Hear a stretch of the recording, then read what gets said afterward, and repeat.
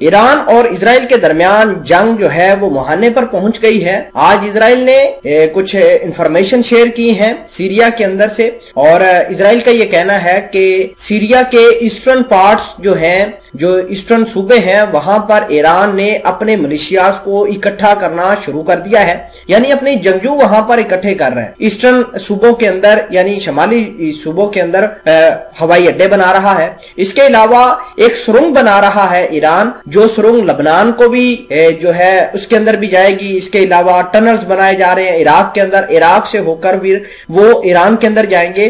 तो इन टनल्स का, इन बेसिस का सिर्फ एक ही मकसद है कि ईरान अपने हथियारों को आसानी से ट्रांसपोर्ट कर सके सीरिया के अंदर। और सीरिया के अंदर नए जंगजू अब ईरान ने जो है वो अपनी मिलिशियाज के अंदर शामिल करने का आगाज कर दिया है।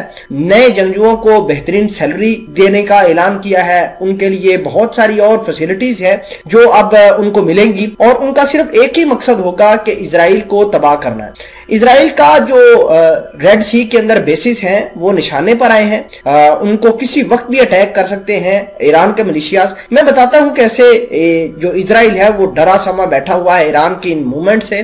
छोटी सी गुजारिश है कि आप हमारा यूट्यूब चैनल हसनात टीवी को सब्सक्राइब करके पास मौजूद घंटी के निशान को दबा दें ताकि लेटेस्ट न्यूज आप तक पर वक्त पहुंचती रहे। नाजरीन ग्रामी, बात यह है कि ईरान और इजराइल जो है ये अब बिल्कुल डिस्टेबलाइज हो चुके हैं।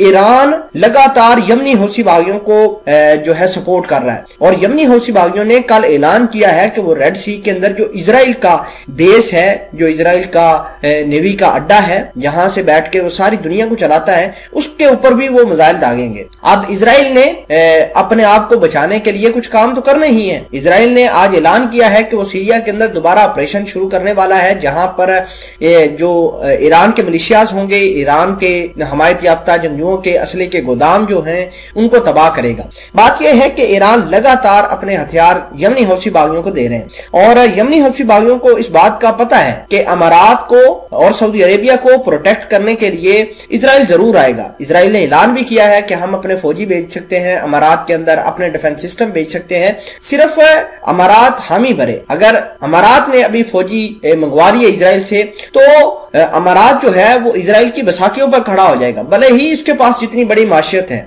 लेकिन उधर इजराइल को भी इस बात का खतरा है, क्योंकि यमनी हौसी बागियों ने कहा है कि अगर इजराइल इस जंग के अंदर कूदा या इजराइल ने सऊदी अरेबिया या फिर अमारात की मदद की, तो वो इजराइल का जो रेड सी के अंदर अड्डा है उसको निशाना बनाएंगे। नाजरीन ग्रामी, इस वजह से इजराइल ने आज कहा है कि वो शाम के ऊपर ऑपरेशन करेगा। शाम के हवाले से कुछ उसने खबरें दी हैं कि ईरान ट्रांसपोर्ट अपने हथियारों को करने के लिए वहां पर टनल बना रहा है, और आप अंदाजा लगाइए कि किस लेवल के टनल बना रहा है। लबनान के अंदर टनल जाएंगे, सीरिया के ईस्टर्न पार्ट में होंगे, वहां पर बेस बनाया जाएगा, फिर ईस्टर्न पार्ट से इराक के अंदर वो टनल जाएंगे, टनल फिर ईरान के अंदर आएंगे। तो ये एक बड़ा कॉम्प्लेक्स सा नेटवर्क बनाने जा रहे हैं ईरान वाले, और ईरान ये चाहता है कि इजराइल को मलेशियाज ही कंट्रोल कर सकते हैं। अगर ईरान और इजराइल आमने सामने आए तो देखिए कि ईरान भले ही ताकतवर मुल्क है, उसके पास हथियार है, लेकिन उसके पास पैसे नहीं है। इंटरनेशनल कम्युनिटी इस जंग के अंदर कूद पड़ेगी और ईरान को बल आखिर शिकस्त तस्लीम करनी पड़ेगी, क्योंकि उसके ऊपर सैंक्शंस लगाई हैं। ये नहीं है कि ईरान के पास मिसाइल नहीं है, वो मार नहीं सकता इजराइल को, वो मार सकता है, लेकिन बेहतरीन हाल ईरान के पास जो अभी ऑप्शन है वो ये कि मिलिशियाज के जरिए जो है वो इजराइल को टारगेट करे, और इजराइल जो अमारात की मदद कर रहा है, सऊदी अरेबिया की मदद कर रहा है, वो ना करे।